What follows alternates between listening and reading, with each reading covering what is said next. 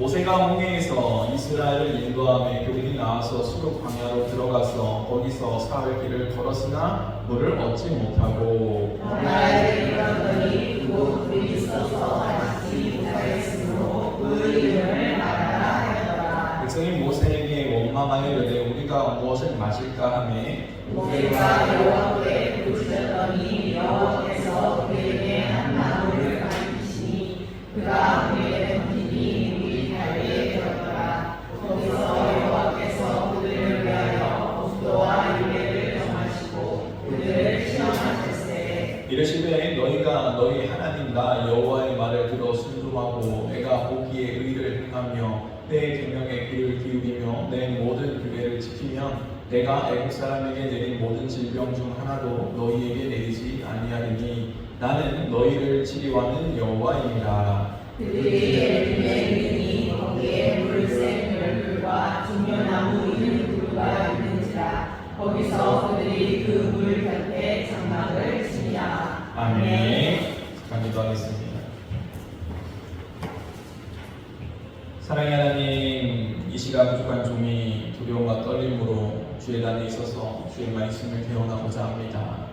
부족한 종을 말씀의 도구로 통로로 사용하여 주시고 우리가 나누는 이 말씀이 오늘 우리에게 허락하신 하나님의 살아 역사하는 말씀이 되어서 우리의 삶과 가정과 기업과 우리의 모든 것들을 살리는 말씀이 되게 하시고 그 생명의 말씀을 통하여서 우리가 열매 맺게 하시되 30배, 60배, 100배 아름답고 풍성한 열매 맺게 하셔서 세상을 바라보고 깨달아 주님께 돌아오는 역사가 있게 하여 주시옵소서. 악한 영의 시계심을 떠나가게 하시고 오직 거룩한 성령님께서 우리의 마음과 생각을 지켜 주옵소서. 모든 예수님의 이름으로 간절히 기도하옵나이다. 아멘. 따라해보도록 하겠습니다. 여호와 라파, 여호와 라파, 치료하시는 하나님. 치료하시는 하나님. 이 시간에는 여호와 라파, 치료하시는 하나님이라는 말씀의 제목을 가지고 은혜를 나누고자 합니다. 우리가 오늘 본문을 살펴보게 되었으면은 오늘 본문에는 이 마라의 쓴물이 단물로 바뀌는 그러한 역사를 볼 수가 있습니다. 또한 하나님께서 이 물을 단물로 바꾸신 다음에 알려주시기를 나는 치료하는 여호와니라고 우리에게 알려주고 계시다는 거예요. 하나님께서 왜 이 물을 고치신 다음에 치료하셨다라고 말씀하고 있는가를 우리가 생각해 보면서 함께 은혜를 나눴으면 좋겠습니다. 오늘 이 이스라엘 백성들이 마라에 도착하기 전에 어디에 있었는가? 바로 홍해라는 곳에 있었죠. 우리가 출애굽기를 보게 되어지면은 이스라엘 백성들이 출애굽할 때 그냥 나온 것이 아니죠. 10가지 재앙을 통하여서 완악한 바로의 마음을 하나님께서 꺾으십니다. 그래서 이제 이스라엘 백성들이 출애굽하게 되어졌는데 이 출애굽한 이 백성들이 광야에서 헤맨다는 이야기를 바로왕이 듣게 되어지고 야, 안 되겠다. 다시 우리가 가서 이 이스라엘 백성들 다시 잡아보자 라는 생각을 갖게 되어집니다. 그래서 이 마병과 이 기병을 통하여서 다 보내게 되어진다는 거예요. 그리고 난 다음에 쫓아갔는데 그들이 홍해 앞에 있는 것이죠. 이제 다 잡았다라고 생각했는데 갑자기 홍해가 갈라지더니 이 갈라진 그 마른 땅을 이스라엘 백성이 건너기 시작하는 것이죠. 그래서 우리도 쫓아가자 하고 이 애국 군대도 이 기병들과 함께 그곳으로 들어가게 되어졌어요. 그래서 말과 이 병거들이 다 들어갔는데 중간쯤 들어갔을 때 이 이스라엘 백성들이 다 건너버린 거예요. 그 다음에 모세가 그 물을 향하여서 손을 내미니까 이 홍해 바다가 다시 덮쳐지면서 어떻게 되어지는가? 그 안에 있던 모든 애국의 군사들이 수장되는 일이 일어났다는 것이죠. 이 일을 왜 하나님께서 행하셨는가? 출애굽기 14장 4절 말씀을 보게 되어집니다. 이렇게 쓰여져 있어요. 한번 보도록 하겠습니다. 읽겠습니다. 시작. 내가 바로의 마음을 완악하게 한데 바로가 그의 길을 따르리니 내가 그와 그의 온 군대로 말미암아 영광을 얻어 애국 사람들이 나를 여호와인 줄 알게 하리라 하시매 우리가 그대로 행하리라. 아멘. 그렇습니다. 하나님께서 말씀에 놓으셨고 이미 말씀하신 것을 이루시고 그리고 애국 사람들에게 내가 누구인가를 보여주신 거예요. 그래서 애국 사람들로부터 하나님께서 영광 받으시기 위해서 하나님의 능력을 행하신 것이죠. 그래서 그 모습을 바라봤던 이스라엘 민족들은 어떻게 하고 있는가? 하나님을 기뻐하며 찬양하는 모습을 볼 수가 있어요. 14장 31절 말씀으로 보도록 하겠습니다. 읽겠습니다. 시작. 이스라엘이 여호와께서 애굽 사람들에게 행하신 그 큰 능력을 보았으므로 백성이 여호와를 경외하며 여호와와 그의 종 모세를 믿었더라. 이제 그들이 여호와를 경외하기 시작하였고 또 모세를 믿기 시작했다는 거예요. 그리고 나서 출애굽기 15장을 보게 되어지면 출애굽기 15장부터 이 우리가 읽고 있는 이 마라의 이야기가 있기 전까지 그들이 계속 하나님을 찬양하는 모습을 볼 수가 있어요. 한번 출애굽기 15장 1절 보도록 하겠습니다. 읽겠습니다. 시작. 이때 모세와 이스라엘 자손이 이 노래로 여호와께 노래하니 일렀을 때 내가 여호와를 찬송하리니 그는 높고 영화로우시며 말과 그 탄 자를 바다에 던지셨으리로다. 그렇습니다. 이들이 지금 뭐하고 있어요? 백성들이 하나님을 높이고 그리고 홍해를 통하여서 애국 군대를 물리쳐 주셨던 하나님을 지금 높여 찬양하고 있다는 거예요. 그런데 그들만 찬양한 게 아니라 이 아론의 누이 모세의 누이였던 이 미리암과 여인들도 소고를 치면서 하나님을 찬양하는 모습을 볼 수가 있는데 20절과 21절 말씀이 이렇게 쓰여져 있습니다. 한번 다 같이 보도록 하겠습니다. 아론의 누이 선지자 미리암이 손에 소고를 잡으매 모든 여인도 그를 따라 나오며 소고를 잡고 춤추니 미리암이 그들에게 화답하여 이르되 너희는 여호와를 찬송하라. 그는 높고 영화로우시며 말과 그 탄 자를 바다에 던지셨으리로다 하였더라. 그렇습니다. 이렇게 놀라운 역사를 이루신 하나님을 찬양하고 있었던 이스라엘 백성들이 이 마라라는 곳에 도착하고 나서 3일이 채 지나기도 전에 그들의 입술이 찬양의 입술이 아니라 원망과 불평의 입술로 바뀌는 것을 볼 수 있다는 거예요. 한번 보도록 하겠습니다. 22에서 24절 말씀 읽겠습니다. 시작. 모세가 홍해에서 이스라엘을 인도하며 그들이 나와서 수르 광야로 들어가서 거기서 사흘길을 걸었으나 물을 얻지 못하고 마라에 이르렀더니 그리고 물이 있어서 마시지 못하겠으므로 그 이름을 마라라 하였더라. 백성이 모세에게 원망하여 이르되 우리가 무엇을 마실까 하니. 그렇습니다. 이스라엘 백성들이 이 3일을 걸어봤습니다.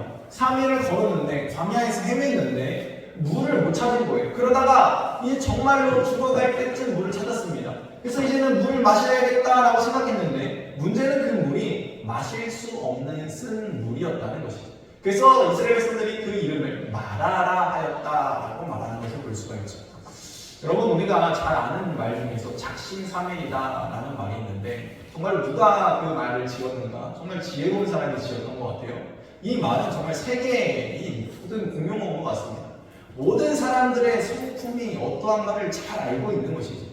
계획하고 그 마음을 다짐했어도 불구하고 내가 이제 여호와를 경외할 거야, 여호와를 찬양하는 인생을 살 거야, 이제 모세를 믿을 거야 라고 3일 전에 얘기했다는 거예요. 그런데 그들이 지금 막상 위기를 만나게 되어지니까 하는 일이 무엇인가? 입술을 열어서 원망과 불평을 쏟아놓기 시작했다는 거죠. 모세를 원망하기 시작했다는 거예요. 그들의 이 모습이 지금만 그랬습니까? 아니요. 홍해 앞에서도 그랬어요. 홍해 앞에서도 우리를 장지가 없어가지고 우리를 묻을 곳이 없어서 여기까지 데려와서 이 홍해 앞에서 다 죽게 만드느냐? 그러면서 원망과 불평의 말을 쏟아놓았다는 거예요.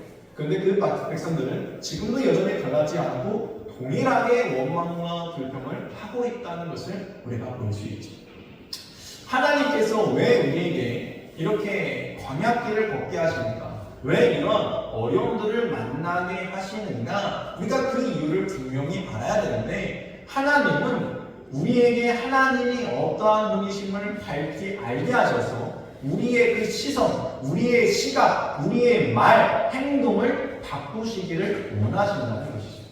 너희의 인생은 원망과 불평, 세상 가운데 살아가던 그 인생에서 이제는 건져내어서 출애굽하여서 이제 나와서 나의 백성, 가나안 땅에 들어갈 백성이 되어야 한다라는 것을 말씀해 주고 있는 것입니다. 우리가 출애굽기의 전반적인 이야기를 살펴보게 되면 이 애굽이라는 나라는요, 세상을 상징하는 거예요. 세상에 속하였던 그 인생을 하나님께서 끄집어내셔서 하나님 나라로, 하나님께 속한 백성으로 만들어 가시겠다는 계획이라는 것입니다. 오늘 본문에 나타난 이 마라의 쓴물이 단물로 바뀌는 역사도 하나님께서 이 인생의 쓴 맛을 보고 살아가고 있는 우리들에게 그 인생의 물을 단물로 바꾸시겠다는 하나님의 계획이라는 거예요. 우리가 성경을 보게 되어지면 룻기가 있는데 룻기에 보게 되면 나옴이라는 사람이 나오죠. 이 나옴이라는 여인의 이름은요, 기쁨, 희락이라는 이름입니다. 근데 이 나오미가 모압 땅에 갔다가 지금 남편을 잃고 두 아들을 잃은 다음에 베들레헴 고향으로 돌아온 다음에 하는 말이 무엇인가? 나를 이제 앞으로 나오미라고 부르지 마세요. 나를 이제 마라라고 부르세요. 그 말은 무엇인가? 내가 이제는 내 인생 가운데 괴롭고 쓰다는 거예요. 그래서 내 인생은 이미 너무 괴롭습니다. 이제 내 이름이 기쁨과 희락이라고 즐거움이라고 부를 필요가 없습니다. 나는 너무나 괴롭습니다라는 이야기하고 있는 것이죠. 이처럼 우리의 인생을 살펴보게 되어지면은 정말 기쁨과 희락을 누리면서 살아가는 사람들이 그렇게 많지 않다는 거예요. 대부분의 사람들이 이 고통 가운데 살아가게 되어진다는 거죠. 이 마라를 바꾸기 위해서 발버둥치지만 오히려 이 마라 쓴 인생의 고통들이 더하여져가지고 더 힘들게 되고 더 먹을 수 없고 더 아픔 가운데 나아가는 일들이 비일비재하다는 거예요. 그래서 하나님께서 말씀해 주고 있는 거예요. 내가 너희가 바꿀 수 없다라고 얘기하는 그 마라 같은 인생, 너희가 바꿀 수 없다고 생각하는 그 물 내가 바꿔줄게. 내가 단물이 되게 해줄게. 너희 안에 기쁨이 되게 해줄게. 하나님께서 약속하고 있다는 거예요. 그러므로 우리가 오늘 본문의 이야기를 살펴볼 때 하나님께서 정말로 바꾸시고자 하는 것이 무엇인가 우리가 생각해 보면서 함께 은혜를 나눴으면 좋겠습니다. 특히 우리가 힘들어하는 게 뭐예요? 우리의 인생 가운데 너무나 힘든 게 뭐예요? 돈이 없거나 또는 환경이 어렵거나 이러면요 힘들어도 삶이 많이 합니다. 그래도 그것 가지고는요 살 수가 있어요. 내가 좀 덜 먹고 덜 쓰고 좀 춥고 이래도요 살 수는 있다는 거예요. 근데 정말로 사람들이 살지 못한다라고 고백할 때가 언제예요? 바로 인간관계에 있다는 거예요. 이 인간관계는요 사람을 미치게 만듭니다.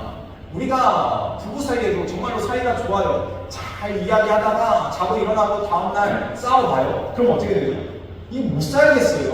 어제까지만 하고도 막 정말 기분 좋게 뭐 잘 살아간다, 뭐 기쁘다, 즐겁다 이런 얘기 했는데 막상 오늘 하루 살아가면서 정말로 뒤집어보고 싸우면은 결국에는 뭐라고 얘기합니까? 못 살겠다라고 죽겠다라고 얘기할 수밖에 없다는 거예요. 근데 이게 부부 사이에만 그런 게 아니에요. 부모와 자식과의 관계도 마찬가지예요. 부모와 자식과의 관계도 좋은 관계를 맺다가 문제가 생기게 되어지면 정말로 못 살겠다는 거예요. 이웃과의 관계도 마찬가지입니다. 세상에서도 마찬가지라는 거예요. 정말로 우리의 인생을 쓰게 만드는 것들이 무엇인가? 그것은 바로 인간관계에 있다는 거죠. 그래서 하나님께서는 우리에게 너희가 관계를 잘 맺어야 된다라는 것을 수도 없이 말씀을 주고 계셨어요. 그것이 무엇인가? 하나님 사랑, 이웃 사랑. 하나님 왜 사랑해야 됩니까? 왜 이웃을 왜 사랑해야 돼요? 다시 말하자면 하나님과의 관계 잘 맺고 이웃과의 관계를 잘 맺어야 너희가 복된 삶을 살 수 있다라는 것을 말씀해 주고 있는 것입니다. 그러므로 우리가 하나님의 말씀을 기억하고 우리가 들을 때 이 하나님의 말씀 가운데 하나님께서 결국에 바꾸시고자 하는 것이 무엇인가? 그것은 바로 우리에게 달려있는 우리의 삶이라는 거예요. 나 자신이라는 거예요. 근데 우리는 얘기합니다. 하나님, 저는 마라예요. 하나님, 저는 쓴물이에요. 내가 원래 이랬어요. 하나님, 날 바꾸려고 하지 말고 주위의 사람들을 바꿔주세요. 주위의 환경을 바꿔주세요. 라고 얘기하지만 정말로 참된 신앙은 무엇인가? 진짜 신앙은요, 남을 바꾸기 위한 신앙이 아니라 나를 바꾸는 게 신앙이라는 거예요. 이스라엘 백성들 한번 생각해 보세요. 이스라엘 백성들 원망과 불평의 말 쏟아놓기 시작합니다. 홍해 앞에서도 그랬는데 지금 마라 앞에서도 그러고 있다는 거예요. 그런데 지금만 그랬습니까? 아니요. 이후로도 이스라엘 백성들은요 변하지 않고 여전히 원망과 불평의 말을 쏟아놓는다는 거예요. 가나안 땅 바로 코앞에까지 갔습니다. 가데스 바네아까지 갔습니다. 그리고 정탐하고 돌아온 그들의 얘기를 듣고 그들이 선택하기를 무엇을 선택합니까? 원망과 불평하기를 선택하였다는 것이죠. 그러면서 그들이 얘기합니다. 그랬더니 하나님께서 이야기합니다. 네 말이, 너희들의 말이 내 귀에 들린 대로 내가 행하리라. 너희가 그렇게 원망 불평했지? 그래, 그러면 너희가 원망 불평대로 한번 살아봐. 그러면서 광야를 40년 돌리시면서 광야 1세대를 다 죽이셨던 이유가 무엇일까? 원망과 불평을 하였기 때문에. 그들이 시선을 변하지 않고 시각을 변하지 않고 그 말을 변하지 않았기 때문에 죽음을 당할 수밖에 없었다는 거예요. 마찬가지로 우리가 신앙생활하면서 우리가 정말로 깨달아야 되는 것이 있는데, 그것은 내가 변하지 아니하면은, 나의 말과 내 행동, 내 시선이 변하지 아니하면은 광야에서 죽어갔던 이스라엘 백성들처럼 우리도 정말로 부질없이 죽어갈 수밖에 없다는 거예요. 하나님은 그래서 우리에게 알려주시고자 하는 거예요.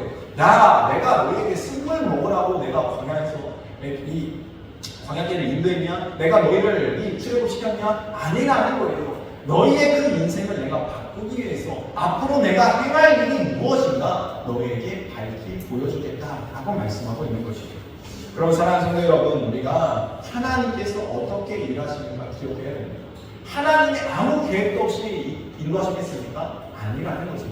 한번 우리가 먼저 27절 말씀 보도록 하겠습니다. 출애굽 15장 27절 말씀 읽겠습니다. 시작. 그들이 엘림에 이르니 거기에 물샘들과 종려나무 이른 그루가 있는지라 거기서 그들이 그 물 옆에 장막을 지니라. 여러분, 이스라엘 백성들이 출애굽할 때 나온 인원의 수를 계수했을 때 장정만 60만 명이다라고 계수했어요.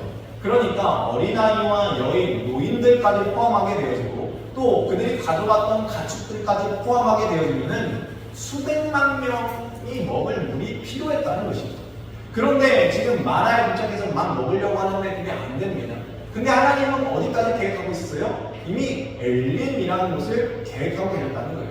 이 마라에서요, 엘림까지는 약 8에서 10km 정도 떨어져 있다고 합니다. 그러니까 걸어서는 한 2시간 정도 가면은 있는 곳이라는 거예요. 근데 2시간만 더 가면 뭐가 있어요? 하나님께서 준비해 놓으신 쉼터가 있었다는 거예요. 근데 이스라엘 백성들은 지금 당장 눈앞에 보이는 그 마라를 바라보면서 뭐예요? 원망과 불평의 말을 쏟아놓았다는 것이죠. 여러분, 이 원망과 불평을 쏟아놓는 그 인생 가운데 다른 사람이 있었어요. 그 사람이 누구예요? 모세라는 사람이라는 거예요. 모세는요, 어떻게 합니까? 그의 시선을 들어서 문제를 본 게 아니라 여호와 하나님을 바라봤고 그 입술을 열어서 원망과 불평을 했던 게 아니라 하나님께 부르셨다는 거예요. 한번 25절 말씀 앞절만 읽겠습니다. 시작. 모세가 여호와께 부르짖었더니 여호와께서 그에게 한 나무를 가리키시니 그가 물에 던지니 물이 달게 되었더라. 그렇습니다. 하나님께서 이 모세가 부르짖으니까 모세의 눈을 열어서 한 나무를 보게 하시는 거예요. 그리고 하나님께서 말씀하십니다. 저 나무를 던져서 물에 던져라. 그랬더니 이 나무를 물에 던지니까 어떻게 돼요? 이 물이 뭘로 변해요? 단물로 변하게 되었다는 거예요. 여러분, 이게 놀랍지 않습니까? 아니, 어떠한 나무를 던져보게 대체 이렇게 된 것인가? 성경은요, 그 나무를 중심적으로 다루고 있지 않습니다. 어떠한 종류인지가 중요한 게 아니에요.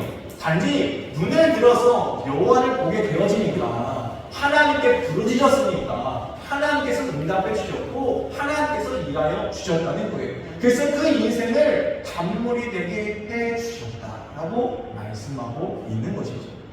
여러분, 우리가 이 이야기를 잘 살펴보게 되어지면요, 이 이야기 안에요 하나님의 복선이 깔려져 있습니다. 어떠한 복선인가 하면은 이 나무가 뭘까요? 이 나무가 예표하는 게 뭘까요? 바로 십자가라는 거예요. 예수 그리스도라는 거예요. 하나님께서 이 아브라함을 통하여서도 하나님께서 예표하셨지만 오늘 본문을 통하여서도 예표하고 있는 거예요. 야, 너희의 인생, 그 쓴 인생이 정말 잔물과 같은 인생으로 바뀔 수 있는 방법은 다른 방법이 아니라 바로 너희 안에 그 나무가 있어야 돼. 그 십자가가 있어야 돼. 그 십자가가 있을 때, 예수 그리스도가 있을 때 너희의 인생이 변할 수 있어 라는 것을 말씀하고 있다는 거예요. 여러분, 우리가 영화나 소설이나 이러한 드라마 이런 것을 봤을 때 작가들이 막 복선을 깔아놓잖아요. 우리가 그 복선을 막 바라보면서 깨달았을 때 막 희열이 느껴지잖아요. 야, 정말 이게 정말 천재적이다. 어떻게 이런 생각을 했을까? 우리가 그렇게 생각하게 되어지는데, 여러분, 성경을 보게 되면 성경 곳곳에요 예수 그리스도를 향한 복성을 하나님께서 다 깔아놓으셨다는 거예요. 그러니까 얼마나 놀랍습니까? 지금 이스라엘 성도는 이것을 모르지만 그래도 하나님께서 지금 어떻게 일하여 주시겠다, 어떻게 하시겠다라는 것을 말씀해주고 있다는 거예요. 너희의 인생 가운데 내가 들어가게 되어지면, 너희의 인생 가운데 내가 손을 대게 되어지면, 너희가 이제는 나를 찾는 인생이 되게 되어지면은 광야에서 헤매지 않고 아무리 어려워도 너희는 물을 충족하게 마실 수 있어.